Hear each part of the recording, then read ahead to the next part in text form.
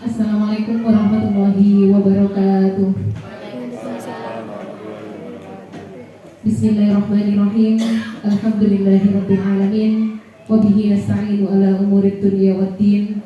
Wassalatu wassalamu ala asyrafil anbiya'i wal mursalin wa ala alihi wa sahbihi ajma'in. Amma ba'du. Kepada Ibu Kepala SMP Islam Dahlan Syafi'i yang saya hormati, kepada Bapak Ibu Dewan Guru beserta staf TU yang saya hormati. Pertama, marilah kita panjatkan puji syukur alhamdulillah kehadirat Allah Subhanahu wa taala karena berkah rahmatnya pada pagi hari ini kita dapat berkumpul dalam keadaan sehat walafiat. Shalawat beserta salam tak lupa tercurah limpahkan kepada baginda Nabi Agung Muhammad SAW, karena beliaulah yang telah menuntun kita dari zaman jahiliyah menuju zaman yang terang benderang, yakni berupa ajaran agama Islam. Bapak Ibu sekalian yang berbahagia, perkenankanlah di sini saya untuk melakukan diseminasi tentang budaya positif di sekolah sebagai tugas aksi nyata modul 1.4.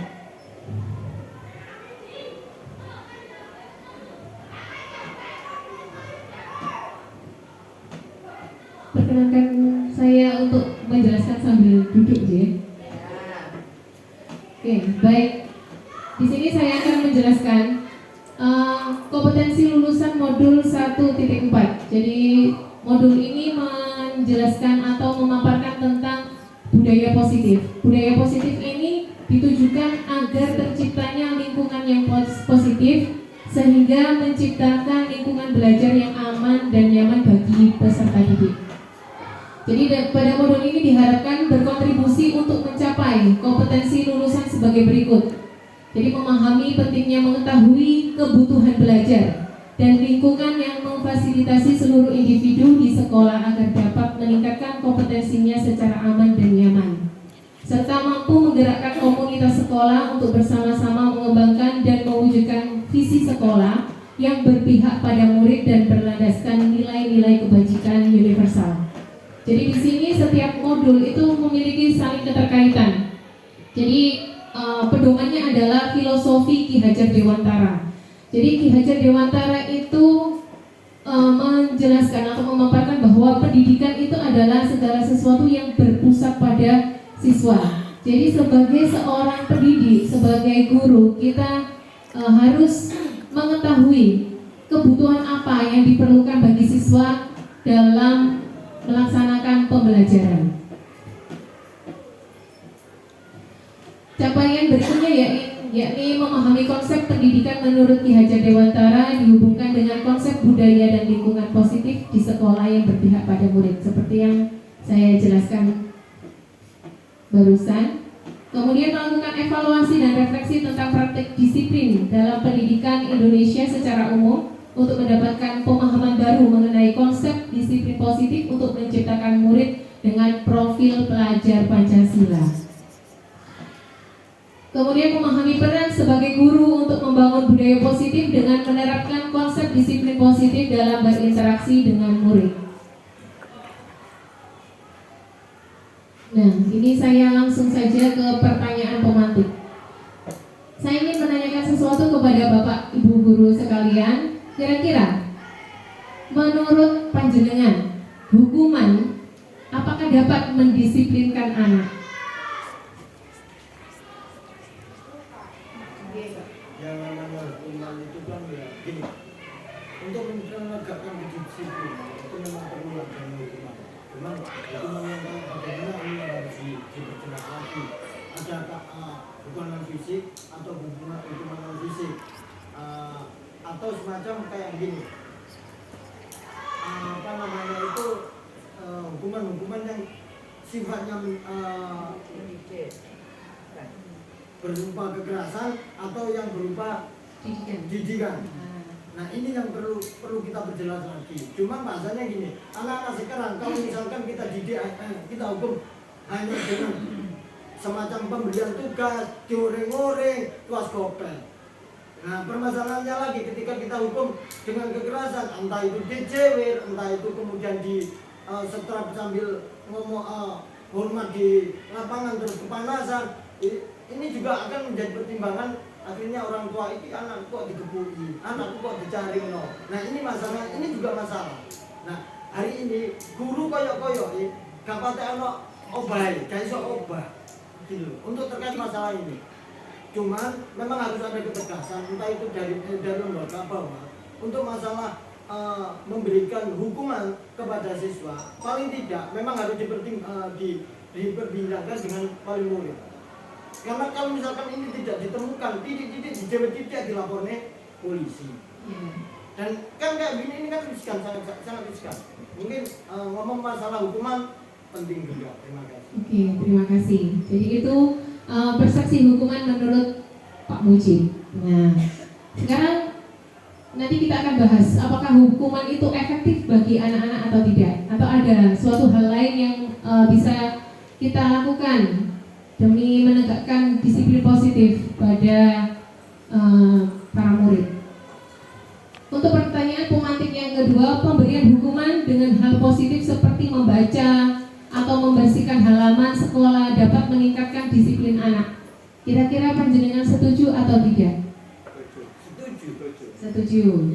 Jadi lebih ke hal positif hukumannya. J.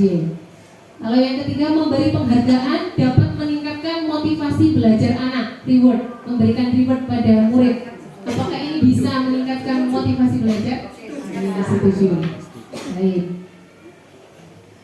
Nah, untuk topik modul ini, yang pertama adalah membicarakan tentang disiplin positif dan nilai-nilai kebajikan universal. Kemudian kita akan membahas tentang teori motivasi, hukuman dan penghargaan serta restitusi.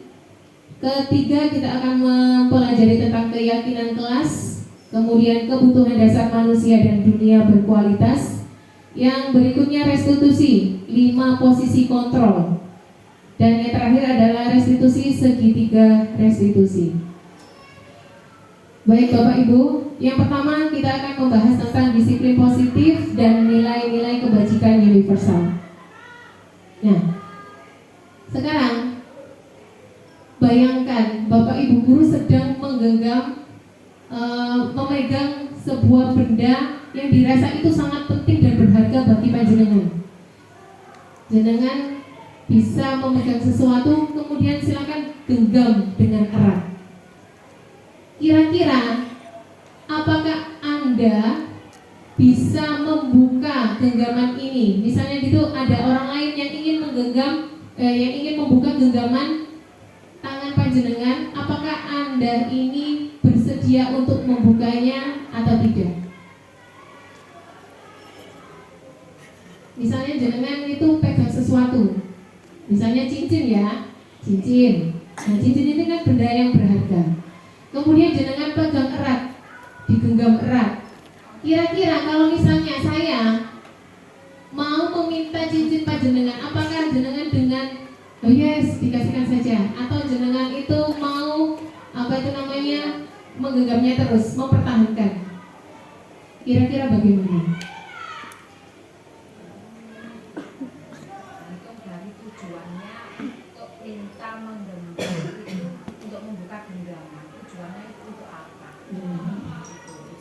Jadi tergantung dari tujuannya. Terima kasih Bu Ira.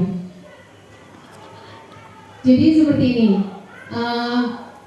Kalau kita lihat kegiatan kepala tangan ini yang sudah dipaparkan pada slideshow, jadi ada A dan B, Anda dan teman Anda. Sobeklah secari kertas kecil, tuliskan benda atau sesuatu yang sangat berharga untuk Anda. Letakkan di salah satu tangan Anda dan genggam benda sesuatu tersebut dengan segala daya. Buatlah sebuah kepalan.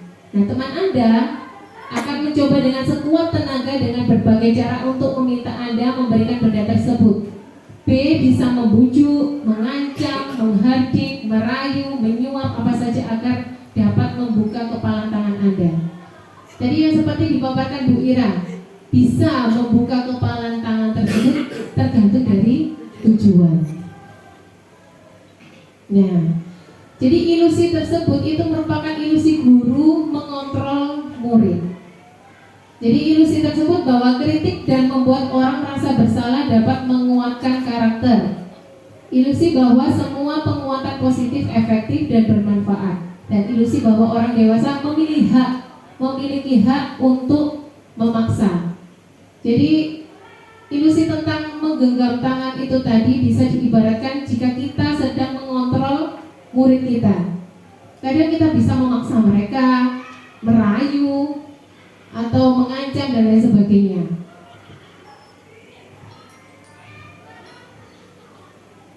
Dan intinya adalah siapakah yang bisa mengontrol genggaman tangan ini? Kira-kira siapa yang bisa mengontrol? Iya. Jadi meskipun sekuat tenaga orang yang berada di lingkungan sekitar kita ini menekan kita untuk membuka genggaman tangan kita, tapi jika kita kekeh untuk tidak membukanya, bisa mengontrol diri kita, maka genggaman tersebut tidak akan terbuka. Jadi intinya adalah ada pada diri kita sendiri. Seperti halnya murid. Murid juga semacam itu. Jadi kita tidak bisa mengepush mereka atau menekan mereka untuk menjadi seperti A, B, C. Karena pada sejatinya mereka ini sudah memiliki bekal, bakat, minat, kemampuan, keterampilan. Tapi kita tujuannya adalah menuntun mereka. Jadi mereka ini bukan gelas kosong atau botol kosong yang harus diisi. Mereka ini sudah punya isi sendiri. Tapi bagaimana cara kita mengolahnya, semacam itu. Nah, bisa diperhatikan di slide selanjutnya perubahan paradigma stimulus respon dan teori kontrol. Siapa sih sesungguhnya yang memiliki kontrol? Untuk stimulus respon, kita mencoba mengubah orang agar berpandangan sama dengan kita. Nah, ini semacam seperti halnya yang terjadi pada diri saya sendiri. Jadi sebelum mempelajari modul ini, saya memiliki paradigma bahwa murid harus bisa sejalan dengan apa yang saya pikirkan. Jadi murid harus menuruti apa yang saya mau, harus berjalan sesuai dengan apa yang saya rencanakan. Tapi untuk teori kontrol, kita berusaha memahami pandangan orang lain tentang dunia. Jadi setiap orang itu memiliki pandangan masing-masing. Nah, sebagai guru kita harus bisa memahami tentang pandangan siswa. Jadi kita akan tahu, oh tujuannya akan semacam ini. Kita memperlakukan anak-anak semacam ini. Kemudian yang kedua, perilaku buruk dilihat sebagai suatu kesalahan. Biasanya semacam itu. Itu berlaku diri saya sendiri. Kadang anak melakukan suatu hal yang salah, itu sudah saya anggap sudah melakukan kesalahan. Misalnya tidak mengerjakan tugas atau terlambat mengumpulkan tugas, itu sudah menjadi kesalahan. Tapi menurut teori kontrol, semua perilaku memiliki tujuan. Jadi setiap anak itu memiliki tujuan dalam melaksanakan atau bersikap atau berperilaku. Jadi anak misalnya menurut pandangan kita dia berlaku atau bersikap salah, tapi dia memiliki tujuan kenapa dia ini melakukan hal tersebut. Untuk stimulus respon, orang lain bisa mengontrol saya, tapi berdasarkan teori kontrol hanya Anda yang bisa mengontrol diri Anda. Ini sesuai dengan ilusi mengepalkan tangan tadi. Jadi yang bisa mengontrol diri adalah diri kita sendiri. Kemudian pemaksaan ada pada saat bujukan gagal.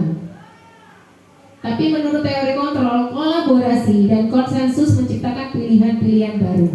Jadi untuk menciptakan sistem pembelajaran yang nyaman, budaya positif di lingkungan sekolah itu butuh adanya kolaborasi. Kolaborasi dengan peserta didik, kolaborasi dengan rekan guru, kolaborasi dengan pemangku jabatan di sekolah, kolaborasi dengan orang tua. Nah, ini dengan adanya kolaborasi maka akan bisa menciptakan lingkungan belajar yang positif, yang nyaman dan aman bagi siswa. Untuk stimulus respon, model berpikir menang kalah. Jadi ada yang menang, ada yang kalah. Tapi kalau teori kontrol, model berpikirnya adalah menang-menang. Jadi tidak ada yang kalah. Karena setiap orang tadi kan memiliki tujuan masing-masing. Oke, selanjutnya adalah tentang disiplin positif. Nah, ini teori kontrol atau teori pilihan yang dipaparkan oleh Dr. William Glasser. Yang pertama, Anda tidak bisa mengontrol orang lain, hanya Anda yang bisa mengontrol diri Anda. Jadi ini adalah makna disiplin, belajar kontrol diri dengan menggali potensi kita agar tercapai tujuan mulia, yaitu sesuatu menjadi seseorang yang kita inginkan berdasarkan nilai-nilai yang kita hargai. Untuk kemudian, semua perilaku memiliki tujuan. Ini berdasarkan teori motivasi. Yang pertama adalah untuk menghindari hukuman. Kadang anak melakukan sesuatu hal agar dia terhindar dari hukuman. Kemudian bisa juga untuk mendapatkan imbalan. Nanti kalau kamu mengerjakan soalnya tepat waktu, nanti saya akan kasih reward semacam ini. Nah, itu berarti motivasi yang tumbuh karena anak ini mengharapkan imbalan. Kemudian yang berikutnya untuk menghargai diri sendiri. Jadi ini merujuk ke nilai-nilai kebajikan universal yang nantinya kita bisa susun suatu keyakinan kelas. Berikutnya, teori kontrol berikutnya ya, ini model berpikir menang-menang dan kolaborasi dan konsensus menciptakan pilihan-pilihan baru. Nah, ini akan masuk pada 5 posisi kontrol. Jadi guru ini bisa menempati 5 posisi kontrol. Posisi kontrol yang pertama adalah sebagai penghukum. Yang kedua sebagai pembuat rasa bersalah. Yang ketiga sebagai teman. Yang keempat sebagai pemantau. Yang kelima sebagai manajer. Jadi sebagai manajer ini menduduki posisi kontrol yang paling ideal daripada posisi kontrol yang lain. Nanti kedepannya akan diterapkan segitiga restitusi dalam menangani permasalahan yang dihadapi oleh siswa. Jika kita misalnya posisinya sebagai penghukum, nah ini acuannya adalah aturan sekolah. Ketika anak melanggar aturan, maka dampaknya adalah mendapatkan hukuman. Kalau membuat rasa bersalah, misalnya kamu gak kasihan sama saya, dari tadi jelaskan kamu gak mau dengarkan, nah itu kan membuat anak menjadi merasa bersalah. Sebagai teman, nah kita mencoba untuk akrab, menjadi teman bagi para siswa. Itu posisi kontrol sebagai teman. Kalau posisi kontrol sebagai pemantau, ini guru memposisikan diri sebagai pemantau. Oh, si A melakukan kesalahan, si B melakukan kebaikan. Jadi ini berdasarkan data-data atau jurnal pribadi. Jadi beliaunya ini memiliki data si A, si B ini. Ketika beliaunya ini mengetahui bahwa salah satu muridnya melakukan kesalahan, maka beliau memberikan konsekuensi dari apa yang sudah dilaksanakan. Tapi kalau manajer ini posisi kontrol yang paling ideal. Jadi beliau ini tidak memposisikan diri sebagai penghukum, tidak menghukum, tapi lebih menyadarkan kesadaran diri siswa. Nah, ini terbentuk dengan menyusun keyakinan kelas yang disepakati bersama siswa, dan ketika menghadapi permasalahan siswa bisa menerapkan proses segitiga restitusi. Yang pertama tahapannya adalah menstabilkan identitas. Jadi menanyakan kenapa kok seperti ini gitu. Terus yang kedua validasi kebutuhan. Kenapa kok? Pasti ada alasan kenapa kamu kok melakukan hal tersebut. Nah, itu memvalidasi kebutuhan. Kemudian menanyakan keyakinan.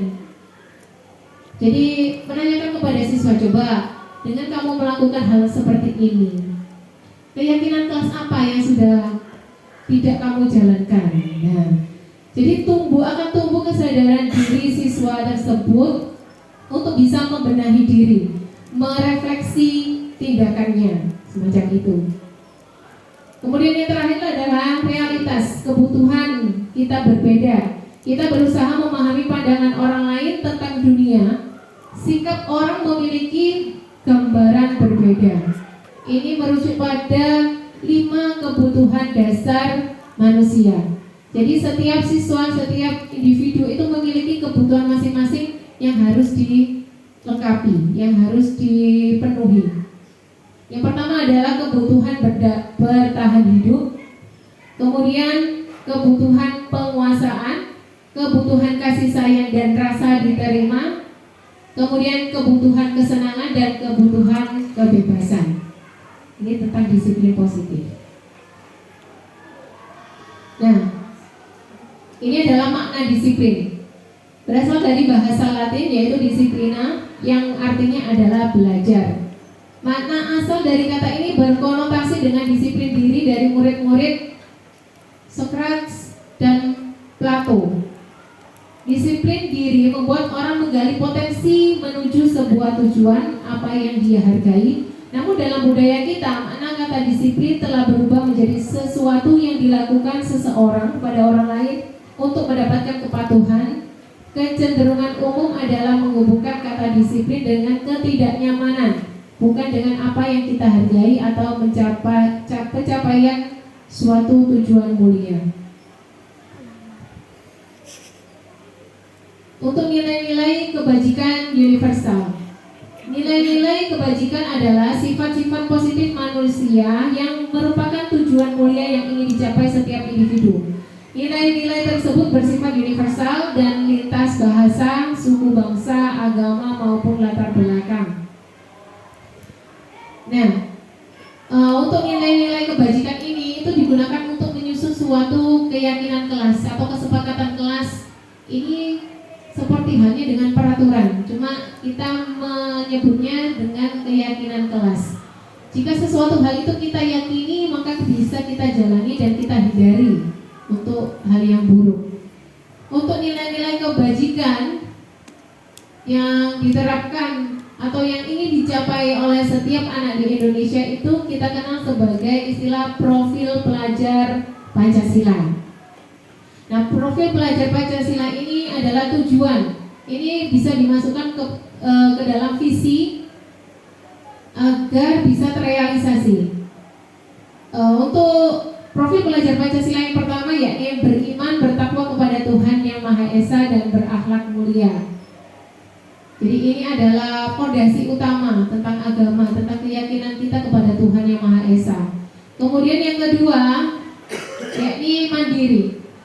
Jadi diharapkan agar peserta didik ini bisa mandiri, tidak bergantung pada guru atau yang lainnya.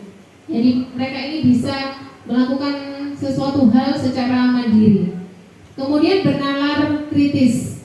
Jadi diharapkan nanti dalam menghadapi suatu permasalahan atau pembelajaran, diharapkan para siswa ini bisa kritis dalam menanggapi berbagai hal. Berikutnya adalah berkebinekaan global. Kita hidup di Indonesia dengan beraneka ragam suku, budaya, dan lain sebagainya.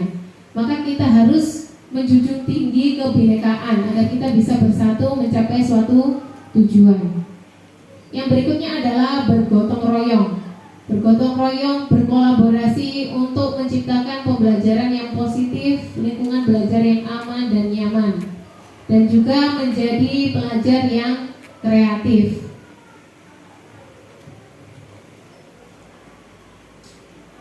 Berikutnya kita belajar tentang teori motivasi, hukuman, penghargaan, dan restitusi. Nah, ini kita akan membedakan seperti apa hukuman, penghargaan, dan juga restitusi. Teori motivasi perilaku manusia. Yang pertama, untuk menghindari ketidaknyamanan atau hukuman. Apa yang akan terjadi apabila saya tidak melakukannya? Ini merupakan motivasi eksternal.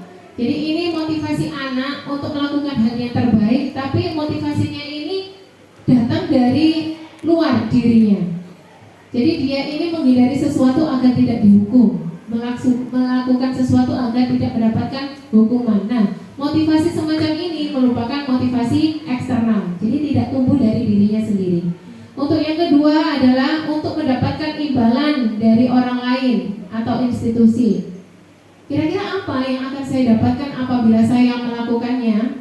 Ini juga masuk ke dalam motivasi eksternal karena anak ini masih mengharapkan imbalan dari apa yang mereka lakukan atau mereka kerjakan. Untuk yang ketiga, untuk menghargai diri sendiri. Saya akan menjadi orang seperti apa bila saya melakukannya? Nah, yang semacam ini itu masuk ke dalam motivasi internal. Jadi sudah muncul kesadaran diri anak. Kira-kira kalau saya belajar dengan sungguh-sungguh, saya akan mencapai tujuan seperti ini. Nah, untuk menumbuhkan kesadaran semacam ini memang agak susah, bukan agak ya, susah ya. Kadang anak itu perlu untuk ditekan, perlu untuk dipaksa untuk bisa melakukan hal-hal yang baik. Karena motivasi internal ini merupakan tujuan dari disiplin positif. Nah, menurut Ki Hajar Dewantara, merdeka itu artinya tidak hanya terlepas dari perintah, akan tetapi juga cakap buat memerintah diri sendiri. Jadi kita itu tidak dididik untuk menerima perintah dari orang lain, tapi kita bisa memerintah diri kita sendiri. Artinya adalah menumbuhkan kesadaran untuk melakukan suatu hal. Nah, apa sih restitusi itu? Restitusi adalah proses menciptakan kondisi bagi murid untuk memperbaiki kesalahan mereka, sehingga mereka bisa kembali pada kelompok mereka dengan karakter yang lebih kuat. Restitusi juga merupakan proses kolaboratif yang mengajarkan murid untuk mencari solusi untuk masalah mereka dan membantu murid berpikir tentang orang seperti apa yang mereka ingin menjadi atau menjadi tujuan kuliah dan bagaimana mereka harus memperlakukan orang lain.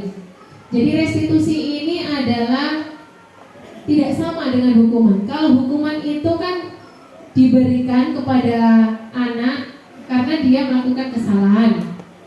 Tapi restitusi ini adalah proses memperbaiki kesalahan anak berdasarkan kesadaran dan juga mengingatkan mereka tentang keyakinan kelas yang telah disepakati atau peraturan yang telah disepakati. Ciri-ciri dari restitusi yang pertama adalah bukan untuk menebus kesalahan, namun untuk belajar dari kesalahan. Kalau hukuman itu kan dilakukan untuk menebus kesalahan. Misalnya datang terlambat, hukumannya adalah misalnya lari muter lapangan atau membersihkan ruangan, membersihkan toilet, itu menebus kesalahan. Tapi kalau restitusi itu adalah untuk belajar dari kesalahan. Yang kedua, memperbaiki hubungan. Yang ketiga, tawaran, bukan paksaan. Jadi anak ditawarkan, kamu sudah melakukan kesalahan ini, sudah tidak menjalankan keyakinan kelas ini, kira-kira apa yang harus kamu lakukan untuk memperbaiki kesalahanmu? Nah, itu kita memberikan tawaran. Jadi bukan paksaan, kamu harus lari, putar lapangan. Itu hukuman. Berikutnya, restitusi menuntun untuk melihat ke dalam diri. Jadi menuntun seorang anak agar tumbuh rasa kesadaran dirinya. Restitusi mencari kebutuhan dasar yang mendasari tindakan. Jadi kebutuhan dasar. Kita kembali lagi ke 5 kebutuhan dasar manusia tadi. Jadi kebutuhan dasar apa yang tidak terrealisasi, yang tidak bisa dicapai anak sehingga mereka melakukan kesalahan tersebut. Kemudian yang berikutnya adalah restitusi diri adalah cara yang paling baik. Dan restitusi fokus pada karakter bukan tindakan. Restitusi fokus pada solusi dan restitusi mengembalikan murid yang berbuat salah pada kelompoknya. Nah, ini keyakinan kelas yang saya bicarakan tadi.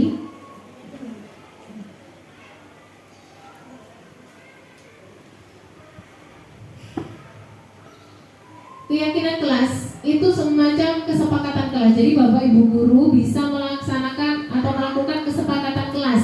Misalnya dalam pembelajaran atau mata pelajaran panjenengan, panjenengan bisa melakukan kesepakatan kepada mereka. Kira-kira apa yang harus kita jalani?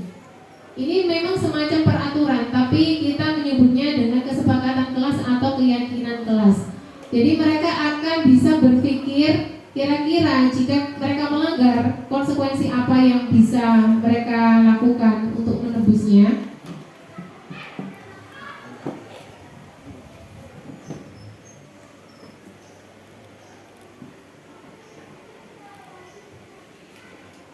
Oke, misalnya jika ada peraturan selalu kembalikan buku ke tempatnya.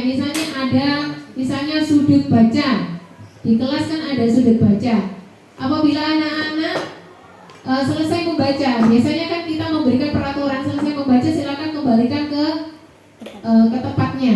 Nah, ini dalam keyakinan kelas itu masuk ke dalam nilai tanggung jawab. Terus dilarang mengganggu orang lain ketika pembelajaran. Ada teman yang suka usil sama temannya. Nah itu kita memberikan peraturan dilarang mengganggu orang lain. Tapi dalam keyakinan kelas kita menyebutnya dengan menghormati orang lain. Misalnya lagi kesepakatan tentang hadir di sekolah 15 menit sebelum pembelajaran dimulai. Dalam keyakinan kelas kita menyebutnya menghormati orang lain dan berkomitmen. Dilarang melakukan kekerasan, itu kita sebutnya dalam peraturan, namun dalam keyakinan kelas kita bisa menyebutkan keselamatan dan menghormati orang lain. Kemudian dilarang menggunakan narkoba, itu masuk ke dalam keyakinan kelas berupa kesehatan. Bergantian atau menunggu giliran, itu sama halnya dengan menghormati orang lain dan bersabar. Jadi lebih diperhalus bahasanya. Ini berdasarkan dengan nilai-nilai kebajikan. Jadi apa yang kita sebutkan dalam keyakinan kelas itu merujuk pada nilai-nilai kebajikan universal. Utamanya adalah nilai-nilai kebajikan yang merujuk pada profil pelajar Pancasila. Apa sih yang dimaksud dengan dihukum oleh penghargaan? Penghargaan menurunkan kualitas. Kadang anak itu jika kita sering memberikannya reward, maka mereka itu lebih ketergantungan. Jadi lebih mengharapkan. Jadi tidak bisa memunculkan motivasi dari dalam diri. Misalnya, jika anak bisa menjawab kita kasih sesuatu A misalnya, bisa menjawab kita kasih bintang, bisa menjawab lagi kita kasih apa. Nah mereka akan lama-lama itu bergantung pada penghargaan tersebut. Jadi motivasi yang mereka miliki hanya motivasi eksternal saja karena mereka tergantung pada penghargaan. Jadi tidak akan muncul, mereka tidak akan meningkatkan kualitas mereka, malah akan menurunkan kualitasnya. Kemudian penghargaan mematikan kreativitas. Jadi anak ini kurang bisa menjadi kreatif karena kontrolnya ada pada guru. Kemudian penghargaan mengurangi motivasi intrinsik, seperti yang sudah saya paparkan. Jadi motivasi intrinsik itu tidak akan tumbuh jika anak itu ketergantungan pada penghargaan atau reward. Nah ini contoh tindakan. Misalnya tindakan guru mencatat 100 kali di dalam buku kalimat saya tidak akan terlambat lagi karena murid tersebut terlambat sekolah. Ini merupakan hukuman. Ini membedakan antara hukuman dan konsekuensi ya. Kalau hukuman itu gini, kalau hukuman itu misalnya anak terlambat datang ke sekolah. Nah hukumannya itu keluar dari ranah. Misalnya disuruh menulis kalimat semacam ini atau disuruh membersihkan kelas. Nah ini hukuman. Jadi tidak satu jalur dengan apa yang dilanggar. Tapi kalau konsekuensi, ketika anak lalai mengerjakan tugas, konsekuensinya adalah misalnya disuruh mengerjakan halaman yang lain, ditambahi lagi, itu konsekuensi. Jadi masih ada hubungannya dengan pelanggaran yang dilakukan. Contohnya kalau hukuman lari mengelilingi lapangan basket 2 kali karena terlambat hadir di sekolah. Nah ini kan tidak ada hubungannya. Terlambat hadir dengan lari mengelilingi lapangan. Itu masuk ke dalam hukuman. Yang kedua, untuk contoh konsekuensi, menggantikan kertas tugas teman yang telah dicoret-coret. Nah ini konsekuensi. Ini masih berhubungan. Misalnya ulangan, kertas temannya disobek misalnya. Nah si anak yang menyobek ini mengganti kertas temannya yang baru. Ini konsekuensi. Jadi masih ada keterkaitan kalau konsekuensi. Berikutnya lagi, membersihkan tumpahan air di meja tulis karena tersenggol pada saat belajar. Jadi anak ketika mengerjakan tugas sama temannya, dia tidak sengaja menumpahkan botol minuman temannya, akhirnya meja temannya basah. Nah konsekuensinya adalah membersihkan tumpahan air tersebut. Itu konsekuensi. Jadi ada keterkaitan. Ya, kalau hukuman itu enggak. Kalau hukuman misalnya melakukan hal A, guru memberikan sanksi yang lain gitu. Itu bedanya hukuman dan konsekuensi. Jadi kalau hukuman itu lebih menyakitkan, suatu hal yang menyakitkan harus terjadi. Tapi kalau konsekuensi, sesuatu yang harus terjadi. Jadi semacam kayak penebusan kesalahan kalau konsekuensi itu. Membuat anak sakit, hukuman membuat anak sakit. Sakit di sini itu bisa secara fisik dan juga psikologi.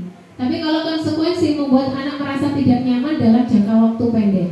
Jadi hanya sebentar saja karena dia sudah melakukan kesalahan. Tapi untuk jangka panjang tidak. Tapi kalau hukuman ini bisa mengacu ke jangka panjang. Anak membenci kedisiplinan. Tapi kalau konsekuensi anak menghargai disiplin. Kalau hukuman itu paksaan, tapi kalau konsekuensi itu merupakan stimulus tanggapan. Kalau hukuman mendorong anak menyakiti diri sendiri, kalau konsekuensi mendorong anak agar mudah menyesuaikan diri. Hukuman konsep diri yang buruk, konsekuensi konsep diri yang baik. Dari hukuman, anak belajar untuk menyembunyikan kesalahan. Kalau konsekuensi, anak belajar untuk mematuhi peraturan. Ini kecil deh, tidak terbaca ini. Oke, ini perbandingan antara hukuman, konsekuensi, dan restitusi. Kalau hukuman itu masuk ke dalam identitas gagal.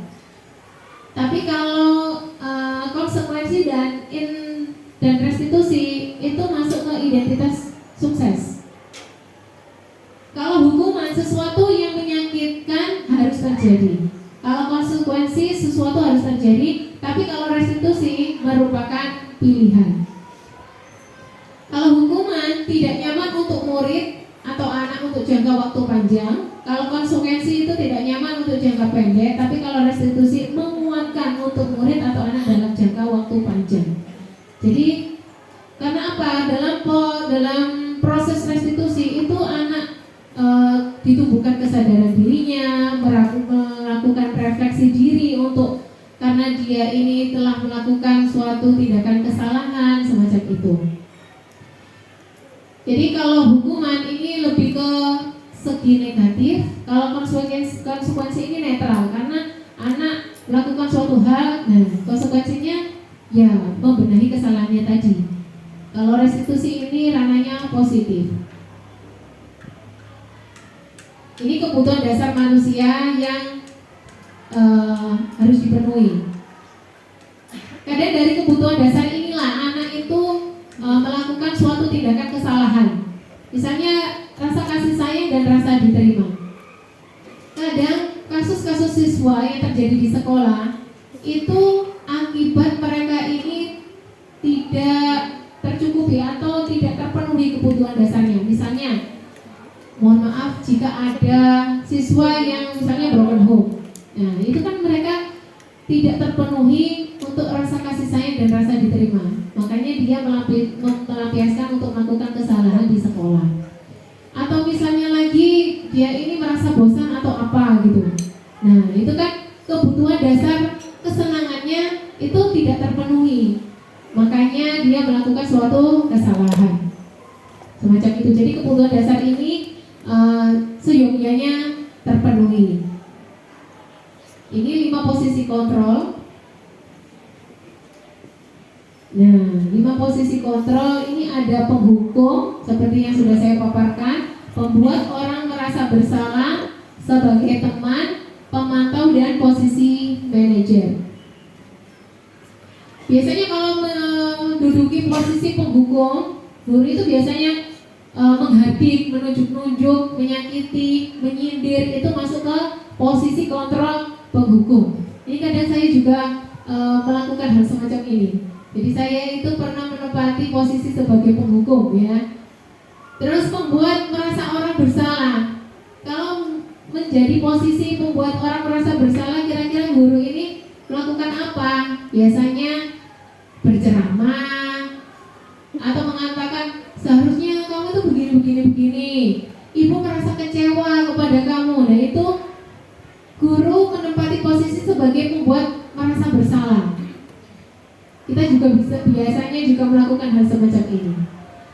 Terus untuk posisi kontrol sebagai teman, itu membuat seakan-akan atau membuatkan alasan-alasan asuhan untuk muridnya, ayolah lakukan demi ibu, atau masa kamu tidak mau, ingat tidak ibu pernah bantu gini gitu. Itu memposisikan diri sebagai teman. Kalau sebagai pemantau itu menghitung data dan mengukur. Seperti yang saya paparkan tadi, jadi guru ini memiliki data atau jurnal kelakuan siswa. Jadi dari data tersebut guru ini bisa mengetahui oh si A ini melakukan kesalahan semacam itu. Dan yang terakhir adalah posisi manajer. Ini posisi yang paling ideal. Posisi yang paling ideal bagi seorang guru untuk mengatasi atau menangani kasus-kasus peserta didiknya.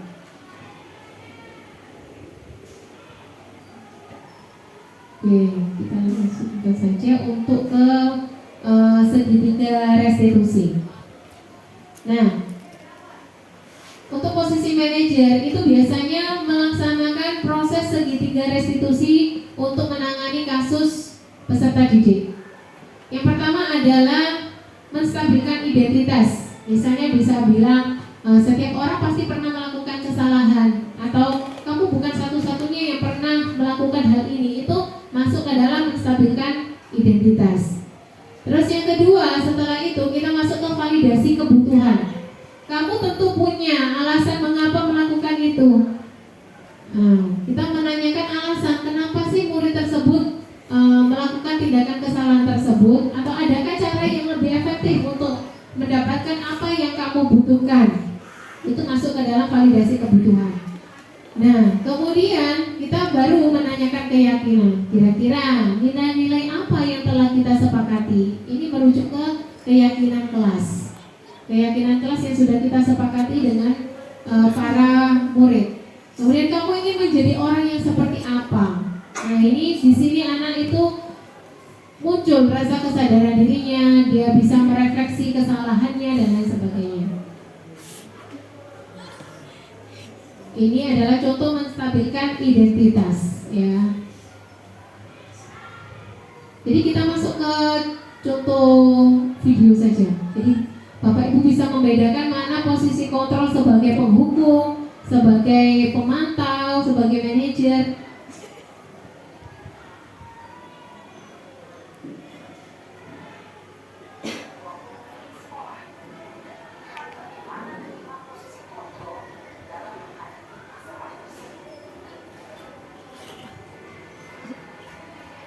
Ini posisi sebagai penghukum.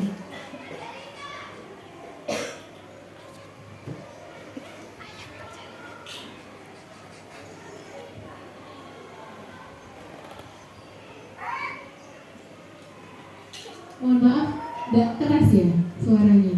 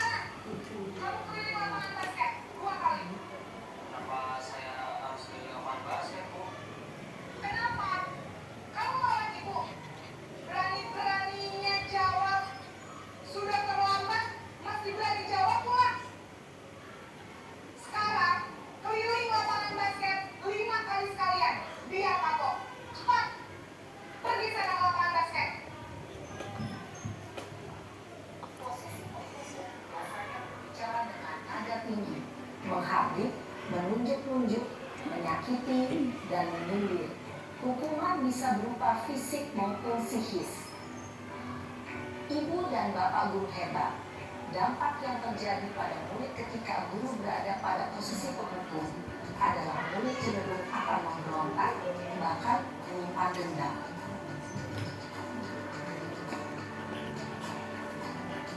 Ini posisi membuat merasa bersalah.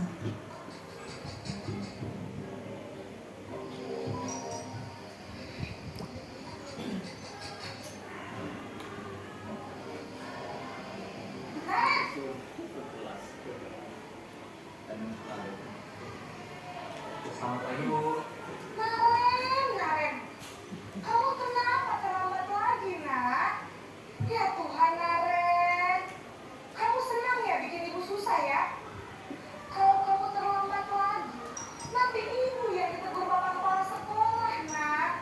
Disangka ibu tidak bisa membina kamu. Duh, gimana ini? Maaf, Bu. Gusti Naren. Kamu suka ya kalau ibu ditegur bapak kepala sekolah? Terus, sekarang ibu harus tulis apa yang di buku absen? Ini kamu sudah sering terlambat loh. Ibu harus apa coba? Maaf, Bu. Maaf sekali. Ya sudah, lain kali jangan bikin ibu susah lagi ya nak ya.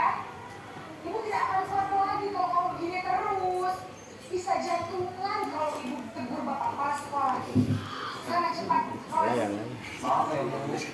Maaf sekali. Posisi pembuat rasa bersalah berbicara dengan nada tenang, cenderung lembut. Namun kata-kata yang diutarakan membuat murid merasa menjadi orang yang gagal, memandang buruk dirinya sendiri, merasa tidak berharga, dan tidak sanggup membahagiakan orang lain. Ketika guru mengambil posisi pembuat rasa bersalah, murid akan menganggap dirinya yang bersalah dan ia akan menyimpan emosi negatif tersebut di dalam dirinya.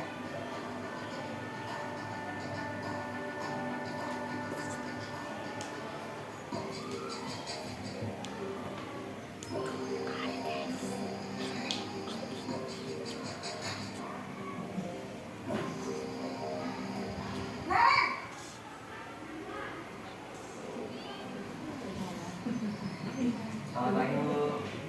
Wah, sudah jam berapa ini nak?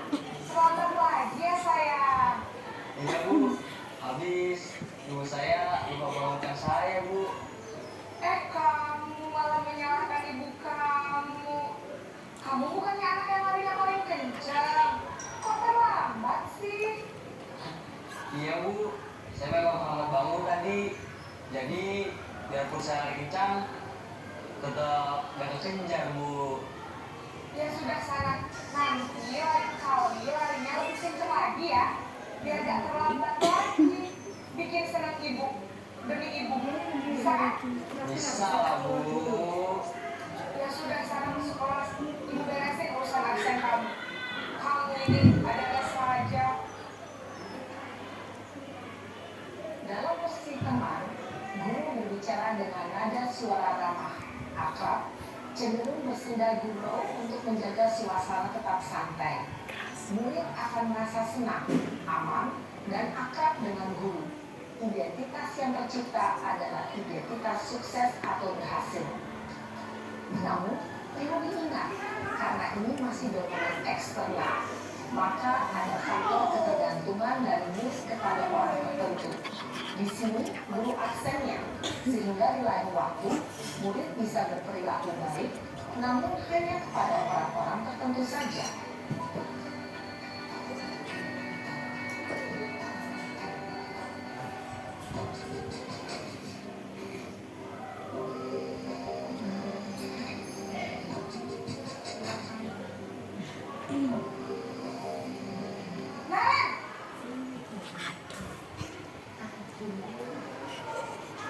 Selamat pagi, Bu. Naren, apa peraturan sekolah kita tentang jam berapa kita harus masuk sekolah, nak? Kita harus di sekolah jam 7, Bu. Iya betul, sekarang sudah jam 7.20. Naren sudah tahu konsekuensinya jika terlambat hadir. Paham, Bu. Saya harus tinggal kelas pas jam istirahat selama 20 menit. Iya benar, konsekuensinya demikian. Jadi nanti jam 9.30 pas istirahat, kamu harus tinggal di kelas, kerjakan tugas tambahan untuk ketertinggalan kamu, ya. Baik, Bu. Posisi pemantau mengandalkan penghitungan atau data untuk mengontrol murid. Guru mengarahkan murid berdasarkan peraturan dan konsekuensi. Seorang pemantau menunjukkan bahasa tubuh dan ekspresi wajah yang datar dan cenderung formal.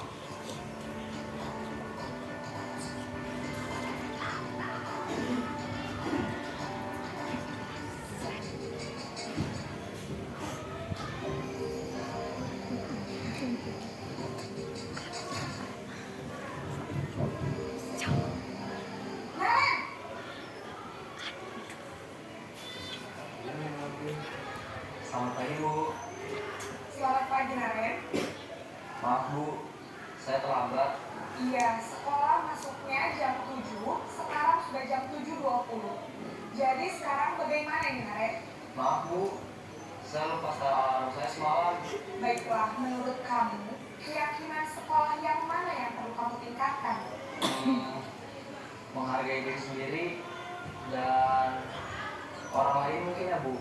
Setuju. Jadi, apakah Naren meyakini prinsip saling menghormati tersebut? Iya Bu, saya meyakininya. Apakah Naren bersedia memperbaiki masalah keterlambatan ini? Bersedia Bu.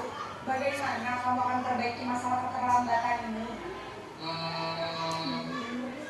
Saya akan coba untuk tidak lupa menyetel alarm saya Bu. Baik, kalau kalian lupa menyetel alarm di rumah, ada orang yang kira-kira bisa bantu mengingatkan tidak? Ada Bu, kakak saya, Kak Emma. Ada lagi selain Kak Emma? Selain Kak Emma, ada ibu saya. Baik, jadi yang mengingatkan Naren adalah Kak Emma dan ibu kamu ya? Kira-kira akan mulai setel alarm kapan nih, Naren? Setelah pulang sekolah, akan segera saya lakukan.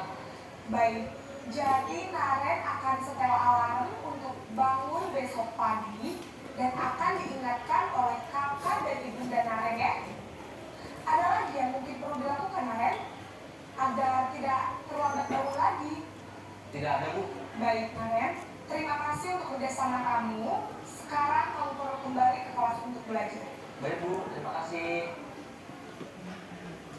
Posisi manajer adalah posisi kontrol yang disarankan untuk membimbing murid memiliki sikap disiplin yang positif, yaitu murid yang mandiri, bertanggung jawab, dan dapat memecahkan masalah.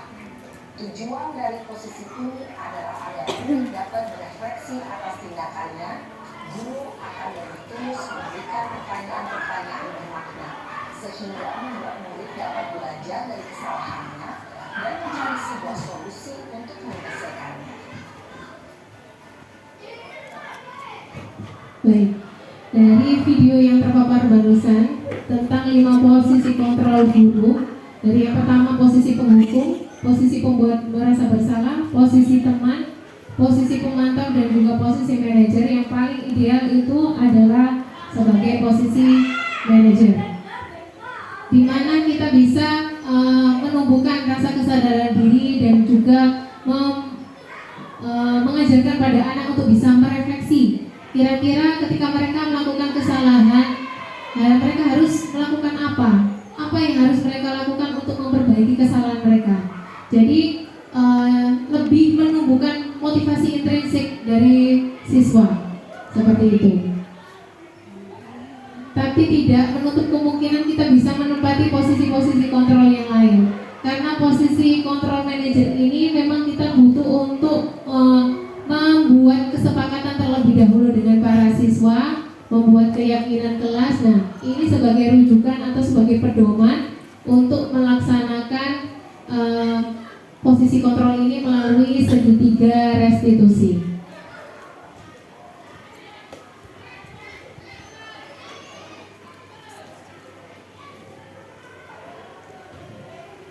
Baik, dari pemaparan yang sudah saya paparkan tentang nilai-nilai kebajikan, tentang teori motivasi, hukuman, penghargaan, restitusi, 5 posisi kontrol, 5 kebutuhan dasar manusia, dan juga segitiga restitusi, mungkin barangkali ada yang ingin ditanyakan. Oke, monggo Bang Adi.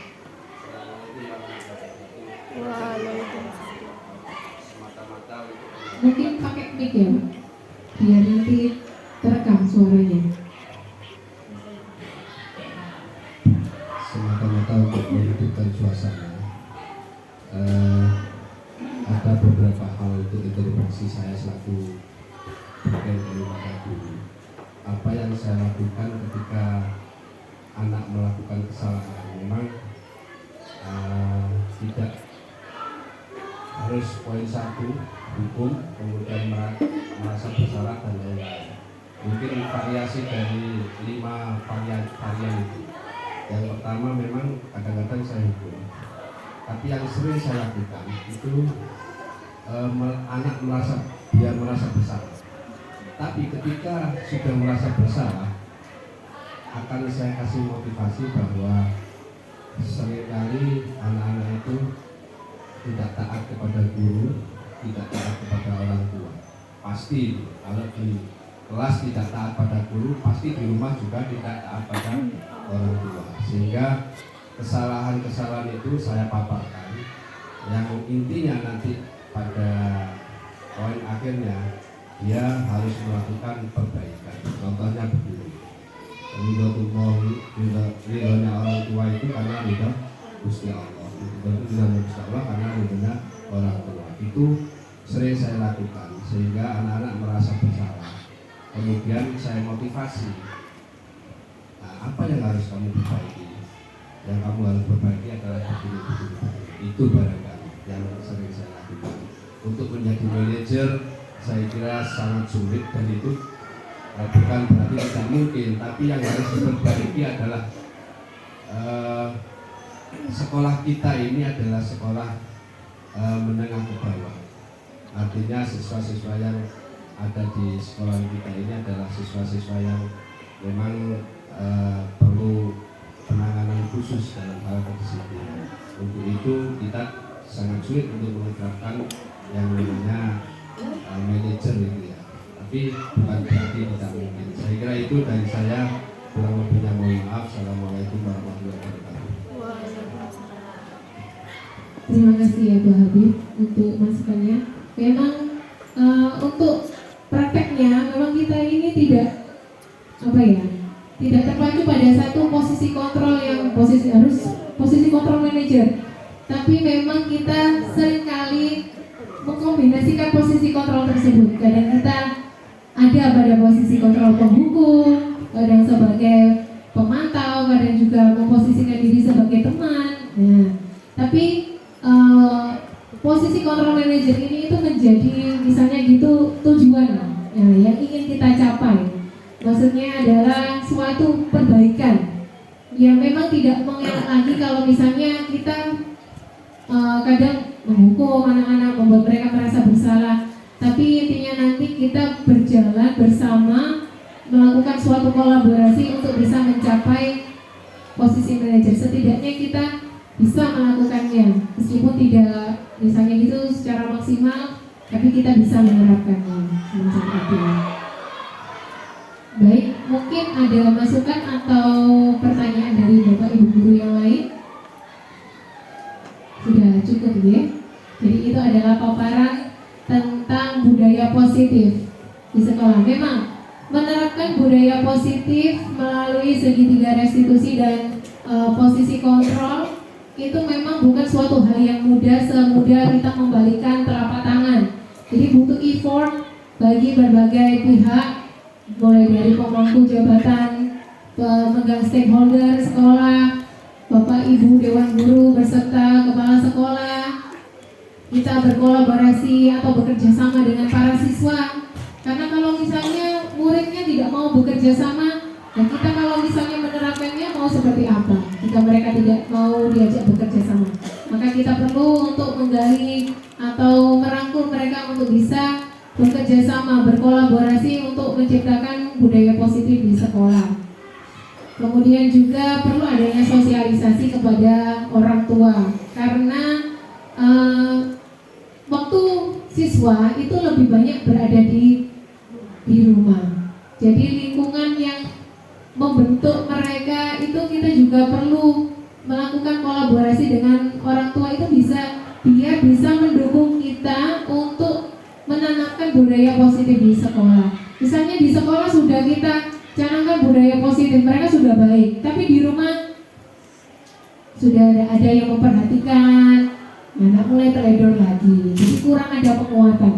Jadi kolaborasi dari pihak-pihak ini itu sangat penting demi terciptanya budaya positif di lingkungan sekolah. Mungkin ini yang bisa saya sampaikan, yang bisa saya paparkan. Mungkin bila ada kritik dan saran bisa disampaikan. Terima kasih banyak atas waktu panjenengan. Kurang lebihnya saya mohon maaf. Akhir kalam, wallahu muwaffiq ila aqwamit thoriq. Wassalamualaikum warahmatullahi wabarakatuh.